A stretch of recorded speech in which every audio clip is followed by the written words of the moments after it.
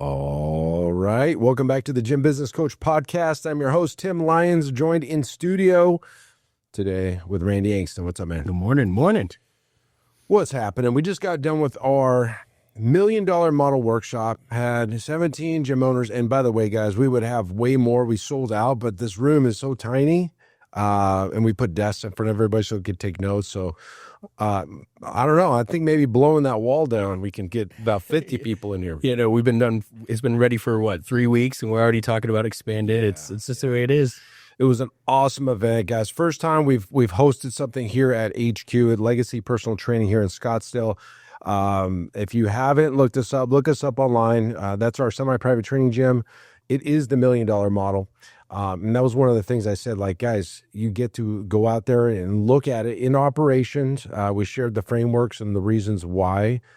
But what was really interesting was there was a point in time when we talked about the idea of offering large group metabolic conditioning style classes in your gym versus small group metabolic conditioning classes versus semi-private strength and periodized training programs, right? Sessions. And I asked the question, pretty much to every gym owner in the room. I said, how do you train yourself? And everybody aligned themselves with semi-private style, not even semi-private, but strength training oriented, strength and conditioning. Yeah. Not necessarily bodybuilding, but definitely weights and strength training. Whereas they also agreed that offering the large group metabolic class style, high heart rate, no weights, body weight stuff, they didn't believe that was the best product to put on the table. Case in point, they don't even do it themselves. Yet this is the product that the gyms were delivering to their clients. And so there was a misalignment between what the coaches and the owners of the operations believe is the best for them and what they serve up and deliver to the clients in their gym. So very interesting concept. And it kind of just opened up everybody's eyes. Like, why don't we offer strength training? And it came down to really 2 or 3 main things. Number one, large group training is just easier to deliver. It's just easier. It's a class. On top of that, you don't need necessarily a really skilled coach. Whereas, large group training is just like that hoorah, pat on the back style coach. High fives and chest bump. And that's what it came down to. And it was a little bit more fun to deliver. Like, hey, it's kind of fun to deliver a high energy class. It just is. Yeah. Versus take it down. We're going to do weights, reps, form, slow it down. However, every gym owner agreed that strength training was the right thing for them. Yeah. Not only them, and they agreed that it is probably the best product that they could deliver for their clientele. To your point, though, the congruency between their beliefs, their personal beliefs, and then turning around and bringing something to the marketplace, why is it that they're doing something different, right? And I think you nailed it. It's a little bit easier to step into, a little lower cost when it comes to equipment and setup. I mean, if we look at the industry, man, probably going back to the late 90s, early 2000s, like group training's been the thing. We talk about it a lot, though.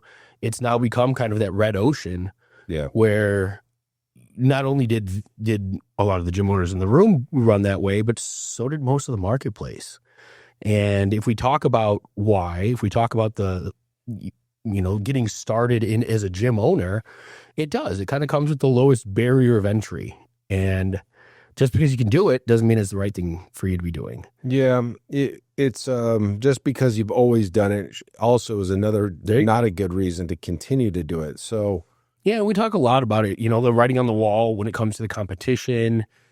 I think the biggest thing for large group, and not necessarily the competition, but the difficulty of having something that's proprietary to where the marketplace can differentiate what you bring to the table versus everybody else. Large group, I think, is the biggest challenge. Yeah. Because ultimately it is. It's hot, sweaty bodies in the room. I'm not certain, active. Other than the ease of delivering it and maybe the appeal to do it and the lower level coach, I don't know another reason business-wise to do it. It's got higher churn. Mm-hmm. It's got lower price points and also lower client lifetime value. And we did the math. Everybody's clear on this. Yeah. It was funny because we did a post-event survey and everybody said crystal clear on their business now. And that was a really good feeling to see 100% are crystal clear. So the question becomes, why don't you change? And there's that saying, I'm been doing this too long, or I'm too old to change now. And I'm saying, like, you're I guess it's the opposite. I guess I've been doing this too long to change now. I'm saying I guess what's the word we're looking for? It's in your best interest to change now, because if you don't change now, bottom line is that red ocean is going to creep into semi-private training here really, really soon. And you want to be out in front. And the other side of the coin, to your point, is the proprietary unique mechanism, which is something else we went into. I didn't realize we were going to go down that road, but actually it was a light bulb moment for almost everybody in the room. And you have to answer this as a gym owner. How do you answer this? What is the thing and the reason why people get results with us? What is the mechanism, the process, the blueprint, the step-by-step plan that is the reason why people get results in your gym? And if you can't if you can't explain that, if you can't identify it, you're just going to be another commodity. You're just offering global fitness. Like, I'm just offering fitness and nutrition and accountability. Yeah. You are you're about to bury yourself, because it's that is the red ocean. So the bottom line is you can create your own blue ocean by creating that proprietary blend. And the funny thing is, most gyms do something that is a little different in their own way, but they just haven't thought about it, or they haven't identified it. And I think that's a big thing, is we talked about it in the room, right? Like, we went kind of one by one and asked, what is it that you do a little bit different, in your programming, your training, your beliefs when it comes to, building muscle and all that. And there always is a little bit of a nuance. Sure. But if you can't identify it and you can't articulate it and bring that to not only your current clients, that will help with retention, help them understand the longevity and the program design. But if you can't identify that for the marketplace, you're never going to get the benefit. You know what I mean? You literally, your mark.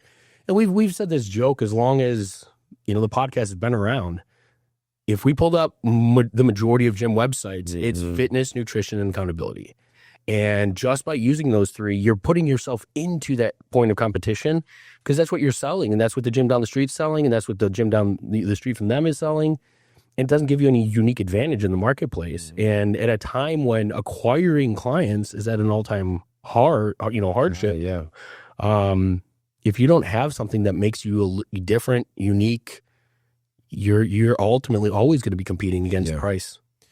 So this is the challenge to gym owners. Listen to this. Take a look inward at how you do your things, whether or not it's the order in which you train, whether or not it's a style that you train in, and identify that as the thing that is the reason why people get results, and then shout it from the rooftops. I mean, bottom line.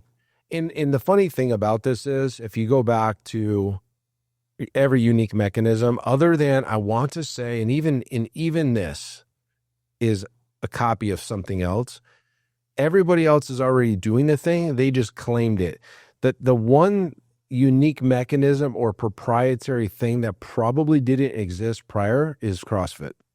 Sure. It's a combination. It's a methodology that didn't exist. The exercises themselves did exist and forever.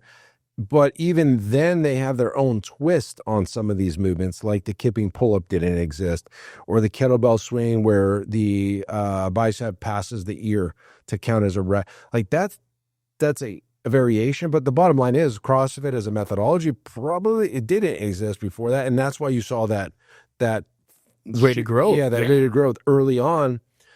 And then the other one, that's very easy to talk about in this industry is Orange Theory, and the Orange Zone is a heart rate zone that was basically on every piece of cardio equipment since the early or late 90s. But they just put their flag on the ground. So the point is you look at your thing. If your Orange Theory you go back and you look, and it's like, why do people get results with us? Well, we train them in this kind of zone, this heart rate zone. Let's stamp a color on it, orange zone, and let's fly that flag. And then nobody can compete with them because they are the only ones that claim it.